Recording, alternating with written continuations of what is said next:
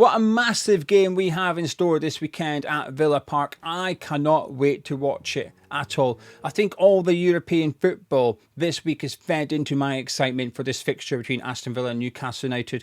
Watching Villa beat PSG, watching Arsenal away to Real Madrid, watching that game between Man United and Lyon, full of goals, excitement, twists and turns. And I think the game on Saturday evening between Villa and Newcastle could have it all. It's got the potential to be an absolute belter. But one thing's for sure, this is a huge game for both clubs. It's going to have a big say on the European ways. Who's getting Champions League football? Who's getting Europa League football? Not just for these two clubs, but for the clubs around them as well. I'm excited for it. I can't wait. Let's discuss it. Welcome to the Tartan YouTube channel, and welcome to the Premier League preview and prediction show, where we have a little bit of fun. So get involved in the comments. Don't be shy. And if you're new to the channel, please do subscribe, and also drop a like on the video as well by clicking the thumbs up. We can get over 100 likes on the video. That would be good. It would help the video perform on YouTube and get more viewers to the channel. So thank you very much for those of you who are generous enough to click the thumbs up button. Right, I say it kicks off on Saturday. There's no 12:30 game on Saturdays. You're straight to the 3 p.m. games. Brentford against Brighton. One win in 6 for both teams. Brentford, as I always say, they're the first team on the beach. They're the first team to not be in a relegation battle and not be in with a chance of European football. They're the first ones to get their football boots off and get their flip-flops on. Got a draw away to Arsenal, but let's face it, a heavily rotated Arsenal side with one eye on the Champions League. It's difficult to see that changing for Brentford. Brighton, in with a chance of European football, but my word, they're just inconsistent. Drawing last week against Leicester City, a huge blow to them. That would have been, when you look at their remaining fixtures, that's one of the must-win games for them. And this one is as well. If Brighton want European football next season, they've got to get 3 points. You won't always come up against a team with nothing to play for at this stage of the season. Brighton are. However, I'm not feeling it. I don't trust Brighton. I don't trust Brentford. I'm going down the middle. My prediction is 1-1. Then we're going to go to Selhurst Park. A team, Crystal Palace, have conceded 10 goals in their last 2 games.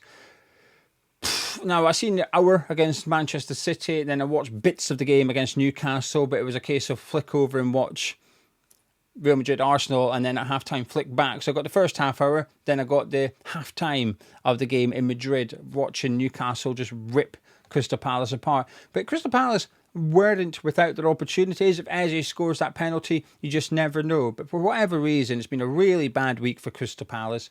And I think this time last week, going into the weekend, they had a small, but they had a chance. They had a small chance of nicking 8th place. I think that's pretty much gone.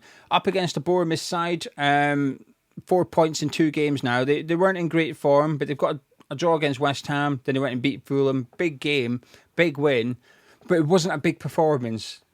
I think Fulham deserved something out of that game. They scored within the first minute with Semenyo, and then it was pretty much, the game was in favour of Fulham. However, as I always say, games are circumstantial. The fact that Fulham dominated, you have to take into account that Bournemouth were leading. Had it been 0-0 for the first half hour, I don't think it would have been such one-way traffic in Fulham's favour. This is a difficult game to call, but I'm going to go with my gut as always. I'm going to say Crystal Palace 2, Bournemouth 1. Goodison Park. Everton against Manchester City, and just 1 loss in 9 for Everton. That was against Liverpool, of course. However, just 1 loss in 8 for Manchester City. So there's form. City have got form, although it doesn't feel like it. I feel like Wolves are in form, Villa's in form, Newcastle's in form, Everton are hard to beat. I feel those things. I don't feel City are in form. Now, the results say different. The results say they are. They're picking up points, Gio. What are you talking about? I don't know. There's just something that says, no, they're not firing. Although they put 5 past Crystal Palace, I think Crystal Palace played their role in that.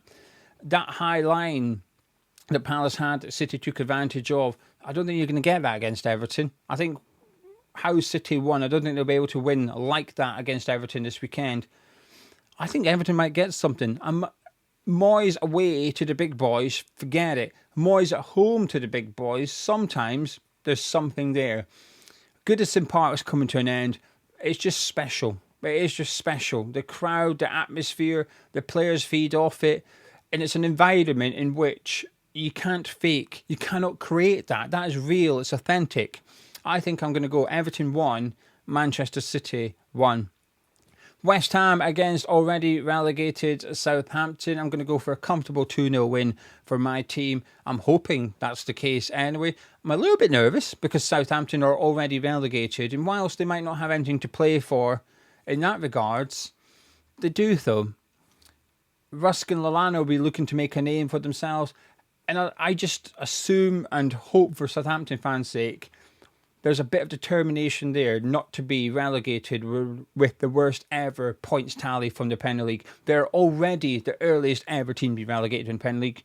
Just make sure you don't go down with a points tally equal to or less than Derby County. Do not write your name in history books, because let's be honest, if I was to say to you this right now, which team has the lowest ever points tally in the Premier League, you will say Derby County. You know it's Derby County. You know it's 11 points. You know that. But if I said to you, before Southampton, which team was relegated the earliest from the Premier League, you might not know the answer, because no one really cares about that statistic. Southampton have it now. It's not a big deal. The points tally, that's a big one. That makes me nervous, but I'm going to stick with 2-0 West Ham. Anyway, Saturday evening, on to Villa Park, and this is the game I cannot wait for. I'm really looking forward to it. I'm going to make sure 5:29 Saturday night, my arse is parked on that sofa. I'm ready to go and watch this one. Anything goes here. It could be 1-0, could be 0-0, could be 4-all. If you told me this game finished 4-4, I would not be surprised. Two teams bang in form. Villa Park is a fortress, unbeaten in 18 games now. Newcastle, 6 wins on the bounce. Villa won 10 of their last 11.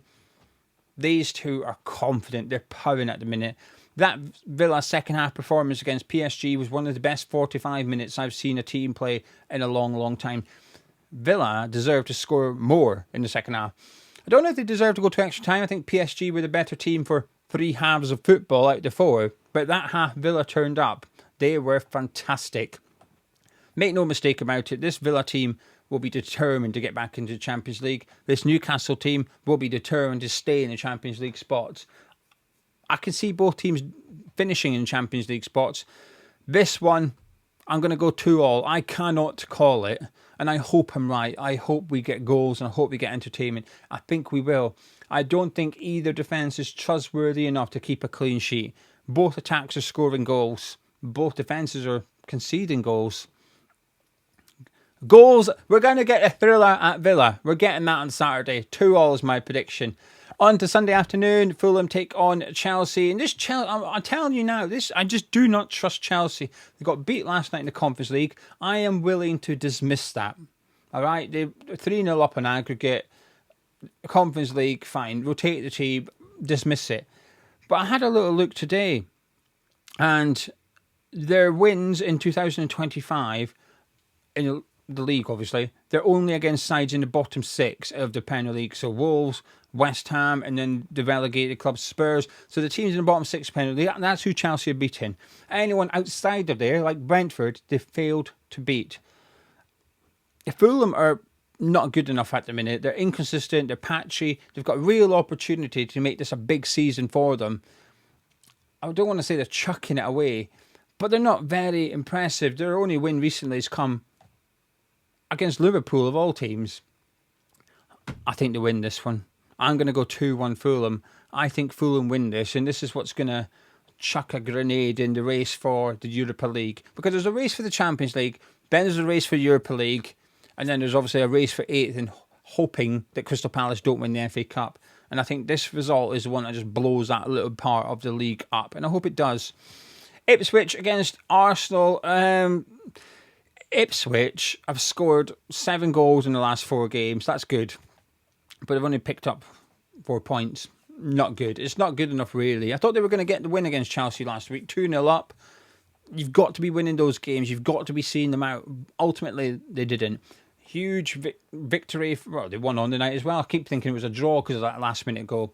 Huge victory for Arsenal. Massive. There will be rotation. They play Crystal Palace in the not-so-distant future as well, Arsenal. So that's 2 games he's going to have to juggle and then make sure the players are rested up for those semi-finals against PSG. But I think this is the game I think Arteta will look at and go, let's get 3 points on the board. If we get 4 points from Ipswich and Palace, that's a good return. Then we focus on PSG. And I think they will get the 3 points. I'm going to go 3-1 Arsenal on this one. I just think Ipswich are better away from home than they are at home. And I think Arsenal turn up and just get the job done. Even when they rotate their team, bringing in the likes of Ranieri or Trossard, they're still bringing in top players. They'll be feeding off that. There will be momentum at Arsenal going into this weekend. And there will be for Man United. But I don't think he will be playing the team. And he shouldn't be either. They've Amorim, straight after the game against Lyon, referenced about how he's going to have to play the youngsters in the Premier League. It's absolutely the right thing to do. Man United should prioritise the Europa League. They absolutely should. Winning a trophy is everything in football. And people will dismiss it and say it's only Europa League. Who cares? Man United fans should not care. Man City fans or Liverpool fans, they may mock them. They might do. I don't know. But if I was a Man U fan, I would not give a hoot. Go all out and get that Europa League. And there's a big difference between Amorim and Ange Postecoglou right now. Amorim has a future at Man U. Winning the Europa League gives him a platform, gives him foundation going into the summer next season. Postecoglou winning Europa League just makes it more awkward. Do you sack him? Do you not sack him? The circumstances around both managers are significantly different, but both should be prioritising winning the Europa League. Even if Postecoglou got sacked, if he walks out that club having won a trophy at Spurs, he can walk out with his head held high. He will be able to say, it's because of Tottenham I failed. He wins the Europa League. That claim, I think, has merit. But he's got to go on and win it. For this game to Old Trafford, Wolves are in great form, playing good football at the minute, scoring goals. I see nothing but a Wolves win, actually. I'm going to say 2-1 Wolves. But I think it's one of those results, if it does occur, man, you can go, so what? It went to extra time. It was an intense game against Lyon. He doesn't have the deepest squad either, Amorim. He'll be able to make some changes, but he's only got 2 or 3 senior players to bring in, like Eriksen and Mount. And then he is bringing in the youngsters like Hamas. He may even have to play Mainu up front on Sunday because Højlund didn't look great, did he? I think Wolves win.